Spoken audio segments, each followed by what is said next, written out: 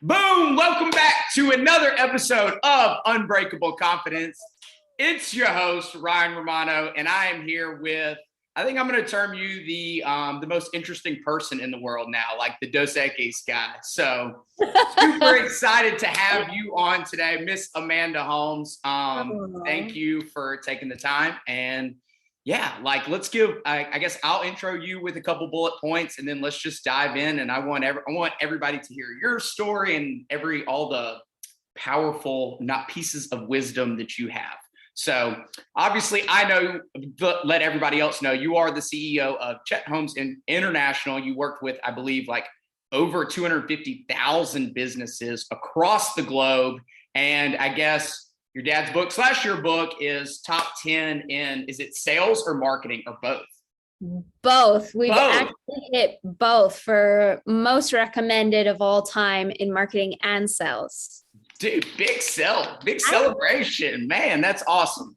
So I want everybody to know, I'm sure a lot of people are like, who is this? Why are you having her on? And but I think it's really interesting because you have a lot of interesting dynamics that I think can relate to a lot of the athletes that I work with, as well as the parents. For instance, to kick things off is that you were, I work with a lot of gymnastics teams and a lot of gymnasts themselves. You were a gymnast yourself. So tell us a little bit about that experience and did that shape you and, early on in your life, and how has that shaped you now? And yeah, just give us a little background on that. Yes. Oh, I was a gymnast. I did it for about 16 years, about maybe 13, somewhere around there. I stopped when I was 17 and I started when I was 3. So whatever that is. Not 17 years. But whatever the mental math, bring down the 2, whatever. Right. Yes. And I had this crossroads where I could either become a dancer and do dancing, or I could do gymnastics. And I really didn't have the body type for a gymnast. I think that they're a little bit more slim and I was a little bit more curvy. And I'm like, but I love the challenge of gymnastics, and you can go so far if you practice and you really dive in. So I chose to do gymnastics. And I'm so grateful that I did, because the amount of times that you get on a beam and say, okay, I'm terrified to do this, but I'll do it anyways, right? Is not something you experience in dancing. It's not like, this is scary, I'm going to do a full turn, right? It's I broke my hand doing a double back handspring on the beam, and the first time I got back to the gym after my cast was off, I went back and did that exact move. I'm like, come on, let's do it. That's where I want to focus, because I fall off and I don't want to be consumed by my fear. Let me just go right back to that move so that I feel comfortable. So that definitely shaped me in my life with everything else I've done since then, because it kind of made me realize and get more comfortable with being fearful or afraid and saying, okay, I'm going to do it anyways. Yeah, it's interesting. Like you and I both know, is that I come to learn, it's not fighting against the fear, right? Is there's a certain degree of welcoming that in and being able to embrace that, and how that shapes us more than trying to fight and butt heads against it, all our lives. Because I think for the most part, a lot of people, that's their big challenge, is they do live in fear, and being able to combat that. So very interesting. So one of the big things, I want to follow up with that too is, I believe, obviously, to me, in my eyes, you're an extreme high performer in what you do, right? You're this awesome person, you're great in the business world. And I think we all have our own unique traits about us. So what would you say is maybe 1 or 2 of those uniquenesses, if you will, that help you stand out, maybe early on in your life, as well as now further deeper into kind of your professional career? When I focus on something, I got blinders on. That's just all I focus on, So when I did gymnastics, becoming to a competitive level, I had to stop because my ankles gave out on me. So I do a tumble pass and I'd be on crutches for a week. So I stopped doing that. And then I switched over to music. in my junior year of high school. And by senior year, I had my first record. I got into music school, one of the number one music schools in the country, USC's Thornton School of Music in LA. And then throughout the 4 years I was there, everyone else put out maybe one record. I put out 4 records, oh, wow. Written, recorded, toured.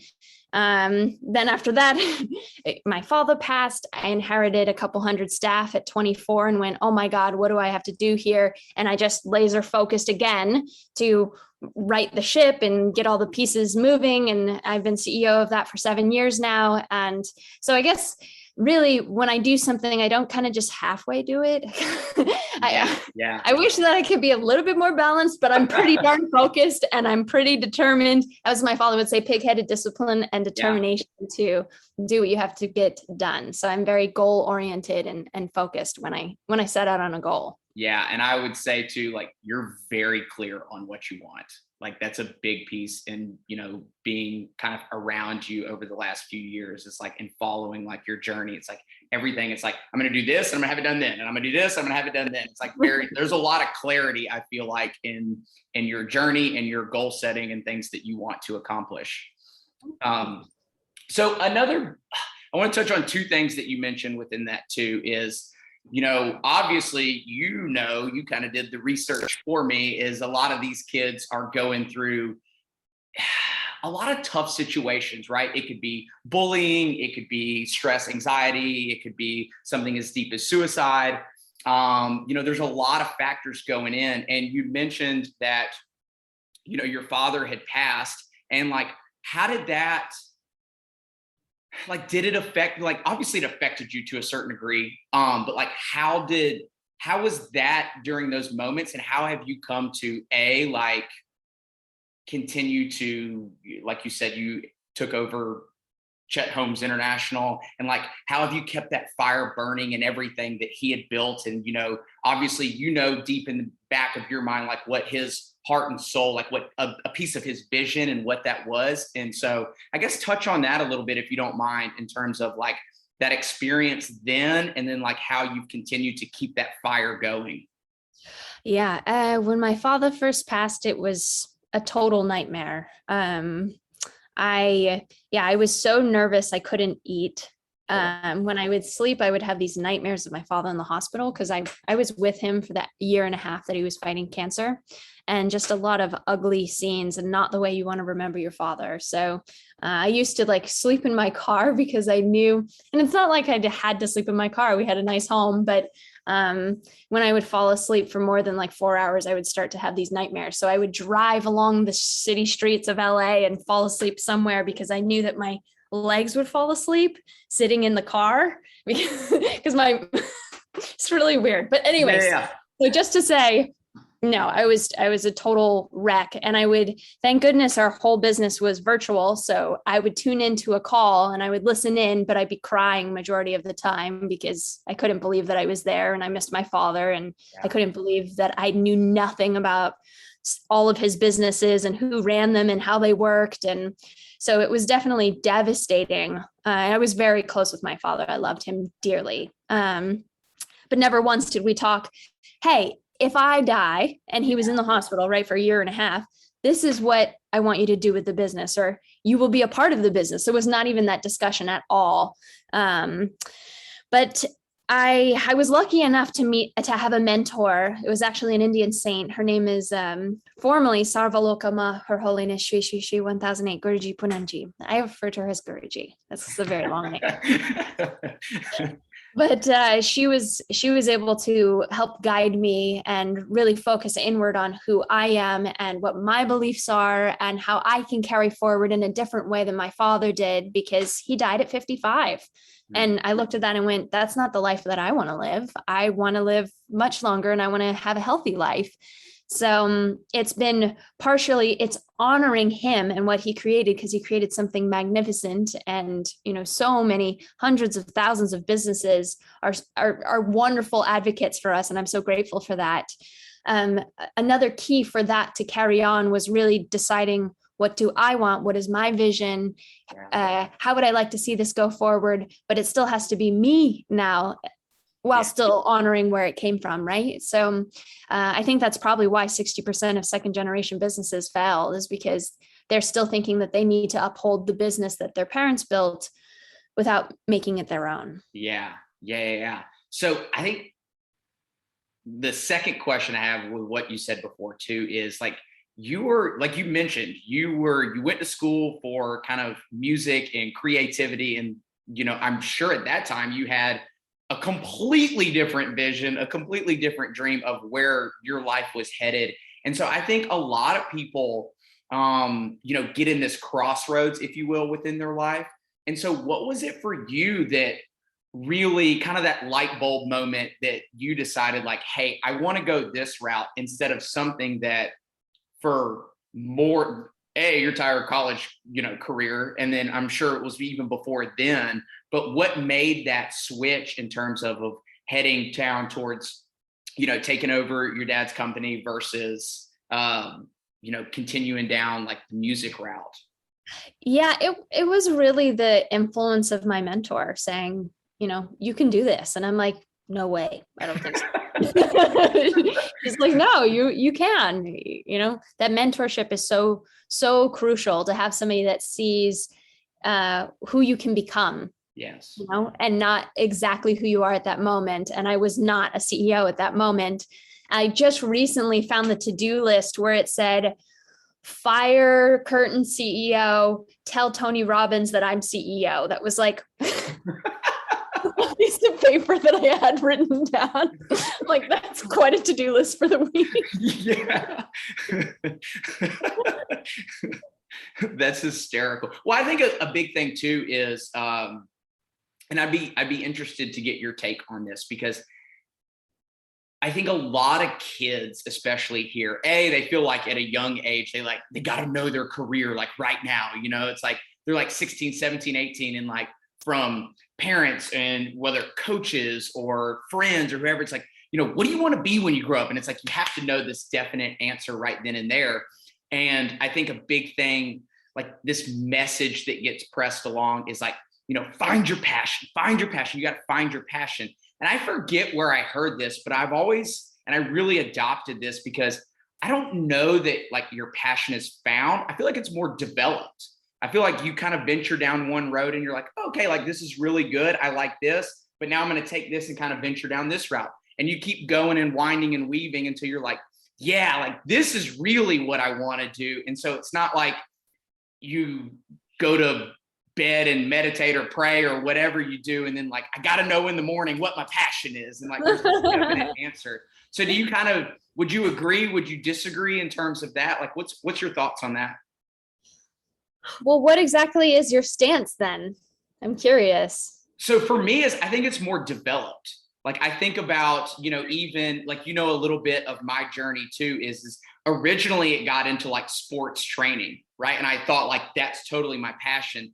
And then as I started, being around young individuals and realizing like, hey, like they're going through a lot in their life. Not only do they need the sports training, but they need like some conversations. And it's like, well, let me think back. And it's like, okay, like, man, what was I dealing with then? And then it got to a point, right, where I reached out to you guys and I was like, hey, like, can we get some data on this? Like, is this a thing or am I just imagining this? And then it circles back and it's like, no, like this is a big thing. And so I continued to wind and weave to where like, I think the scales even tipped more for me is it's less more about like the physical training than it is through like the conversations, the mentorship, the guidance, and helping them, really empowering them to figure out what is it that ignites them on fire, and they don't need a definite answer now. So for me, I think it's been more of a developmental thing for me versus 10 years ago when I started this. I was like, I'm going to be a mentor. Yeah, I get what you're saying. Yeah. That's interesting. For me, it's been pretty clear, right? Every time I have a very clear realization. But when when I go astray, so I think one, a lot of people don't feel that they have the permission to do what they really love. And there's more of this like, hey, do your passion vibe that we have today, which is great. I was lucky enough to have a father that said, whatever you want to do, I support you, because I've grinded in the system to make enough money to be able to sustain you with anything. He used to joke, he's like, if you told me you wanted to be a trash, like own a trash dump, and you want to be the best trash person that would go out and get all the trash, I would support you, and I want you to be the best, and you can be the best at that.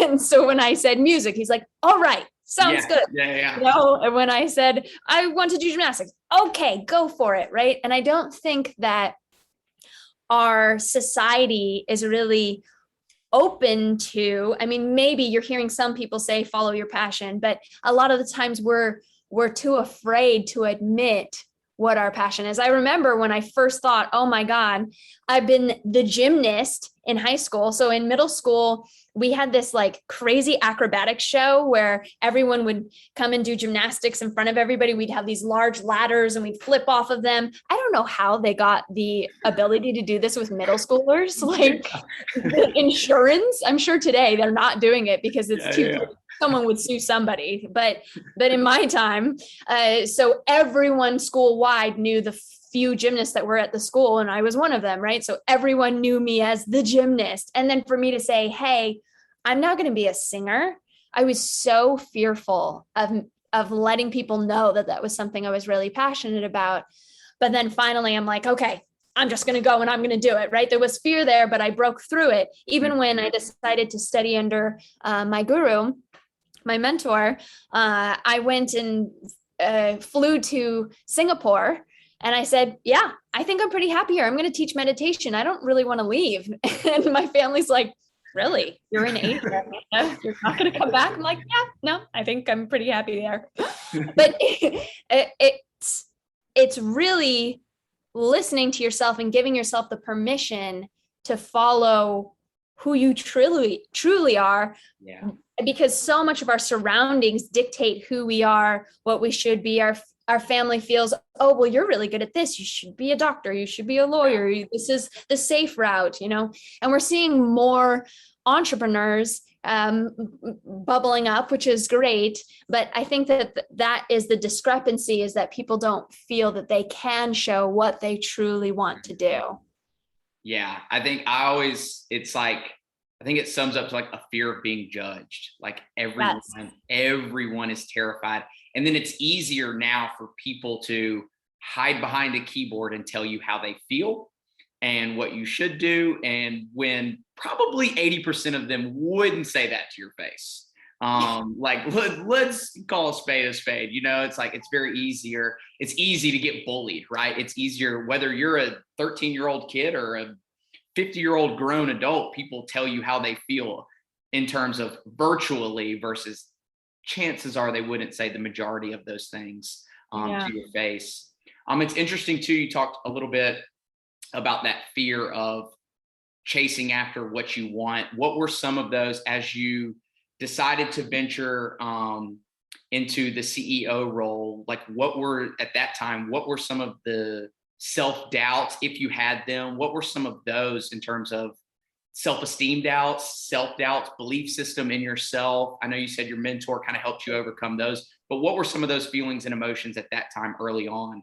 Oh my gosh, I'm 24 years old. I'm a singer-songwriter. I'm not a CEO of a world-renowned marketing and sales training company. Like, what is happening here? Yeah, that was terrifying. And, you know, there was so many staff that had been there for a decade, 2 decades, and they're looking at me like, we don't think you belong here. And I'm looking at them going, I don't think I belong here either. Like, what are we going to do? And then I started with just listening. Okay. And I started asking questions, and they heard my questions and they said, those are good questions. Keep asking. Because I started to better understand. And then and then I was really the last one in the room to finally, all of all the people around me were like, you do need to step in as CEO. Oh, wow. It's for you. And I had hired 3 different CEOs before that. So that was kind of a crazy turn of stepping into that, but then recognizing what my role was. And it was my best of times in my life have been when I've surrendered what my ego or my self-doubts or my limiting beliefs are and just said, I am here as a conduit of light and love. Please just guide me. I'm here. I'm just surrendered. I just want to do what's good and pure and honest in the world.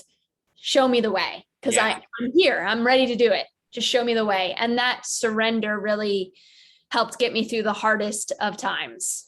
Yeah. And coming from that place of service. So recognizing, okay, my role at the very beginning was I'm not going to tell everybody, I'm not going to start coaching and consulting like all my coaches and consultants, but I'm a great entertainer because I was a singer-songwriter, right? Yeah. I know how to get on stage, and I know how to interact with the crowd, and I know how to make them excited and feel that they're a part of something. And even as a singer-songwriter, I closed way more CD sales. Like I'd always close 100% of the room and try to upsell them with some kind of tips to my tip jar. Like there was a part of that was in me, right? It just hadn't been cultivated like my father had. So recognizing my place, coming from a place of service, and just asking, please guide me to do what's best and what's honest and what's true and what will be good for our clients.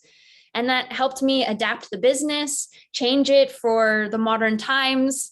We doubled different divisions of the company several years in a row. And So you used a word there that I wanted to touch on too, is you've adapted the business into kind of, like you said, in a little bit in today's world, if you will. Once you stepped in, what were some of personally the biggest adaptations that you had to make? Oh, man. So I'll just give you a snapshot of the first week. So the first week I step in as CEO, and they're like, okay, Amanda, we can't pay our hundreds of staff because the merchant service department has closed our merchant services account. I'm like, what's a merchant service account? I don't know what this is. How can they just withhold our money? That doesn't make sense, right? And that was very bizarre to me. And then the next hour was like, okay, Amanda, we have spent $500,000 on Salesforce, which is our CRM system, and we're about to go live with it, but we're not quite sure if we should or not. What do you think? I'm like, what's a CRM system? I was like, oh my God, these are serious problems. Yeah. What was your question? I was getting to the point. What was the biggest? At the very beginning, it was really just getting our technology up to speed. We were still running on a DOS modem, which was that thing that you did in the 80s to run a computer, and it was running our computers in 2012. So that was crucial. We had to revamp the entire accounting system because my father was the only one that could understand the numbers. Nobody else could. Yeah. So when he left, we couldn't figure out what does this mean? I had no idea. So the technology, the accounting systems, the way that we did operations had to completely change. I did our first online sale in 2014. I brought it all online. I automated a lot of our sales process. So because people will buy online today, whereas before my father said, never sell anything online. It should always go to a salesperson. I'm like, sorry, Dad, got to break that rule. Yeah. It's got to adapt. So a lot of automations, a lot of online marketing, and a lot of affiliations, a lot of webinars. Yeah. Cool. All right. Two questions left. One is, I think a big value for me is ambition. And, I see you as a very ambitious person. What are some of those ambitions that you have going forward, maybe, or goals, I guess, if you will, kind of big things you're chasing after, as the future unfolds? Well, writing the new edition of my father's book was pretty ginormous. That took 2.5 years. So, that when I would ask our clients hey, what would you like to see changed there? They'd say nothing. I'm like, oh, wow. well, that's kind of intimidating. They're like, we love it so much, don't screw it up. I'm like, Yeah. oh man, okay. But so that was a pretty big leap that I've accomplished, and that will launch within the year, and we'll probably get to number one on a couple of different charts, just based on what we already sell, and it's a pretty big no-brainer. So, but pulling it all off will definitely be quite a feat. I could easily have 100 different businesses promoting it, and that's super cool. Yeah, my first event that I held, we got like 30,000 new people to come into our world because of it. So I think it'll be more than that. Yeah, that was just my first try back when I first took over the business. So that'll be huge. And then, but my why, the whole reason why I do all of this is really, I'm a part of a nonprofit with studying under my mentor, Divine Bliss International. And the goal is to create a university of self-realization where people could come to a remote area, which this is what I did when I was trying to figure out the business. I came to one of their centers in Florida and as well as in Singapore.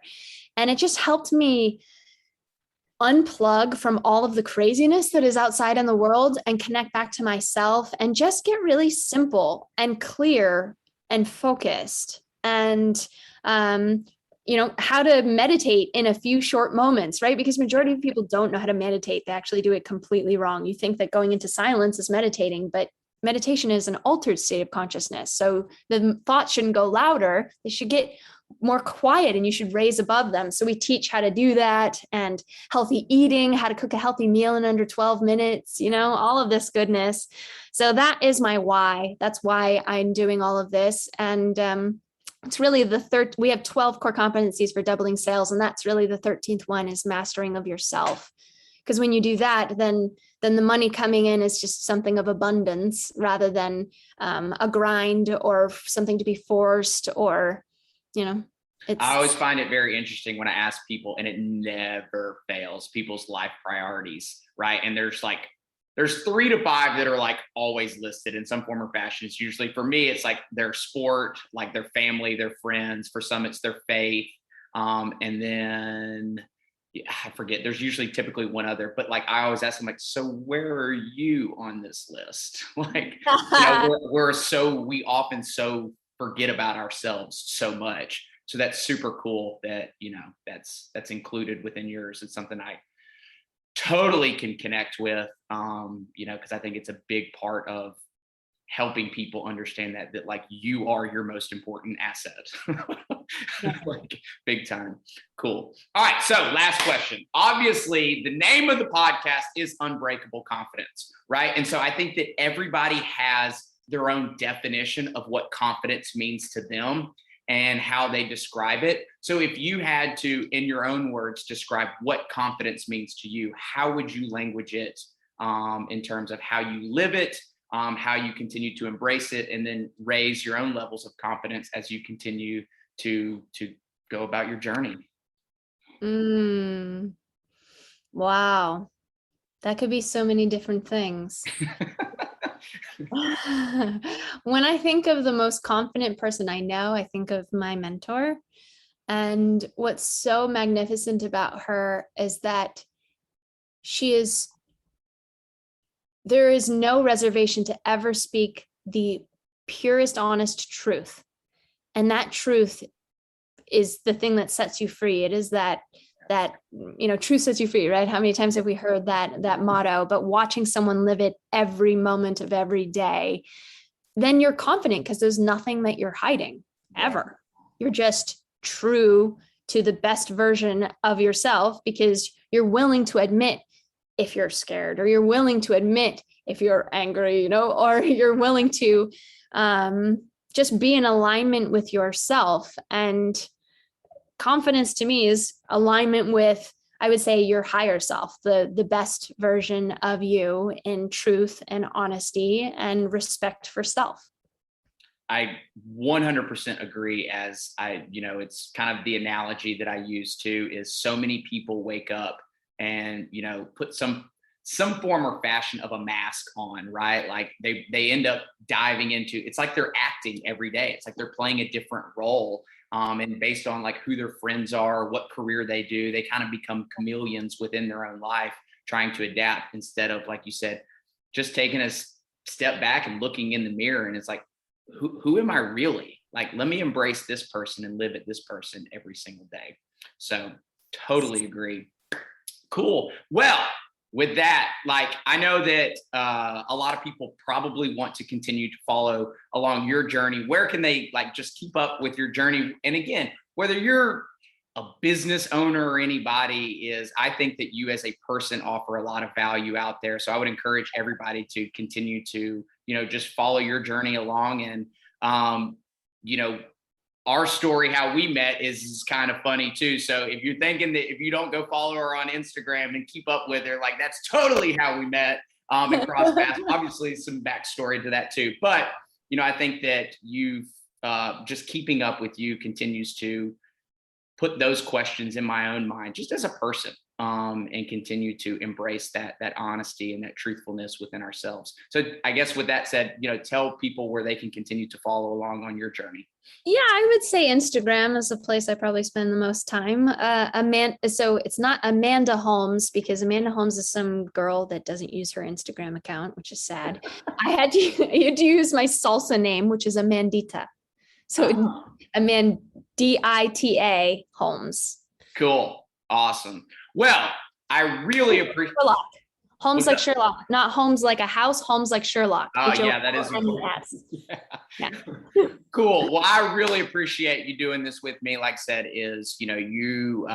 anytime I can have a conversation with you, selfishly, I get to get some value from it. So yes, it's always a pleasure. I really appreciate it. And hopefully everybody got something out of this. And if you have any questions, comments, concerns, whatever, drop them in the comments. Let me know. Shoot me a direct message. And if you have questions that you want to reach out to her, I'm sure that she would embrace those questions, whether they're personal questions or it's a business question. She can do it all. The most interesting woman in the world, Amanda Holmes. Thanks again.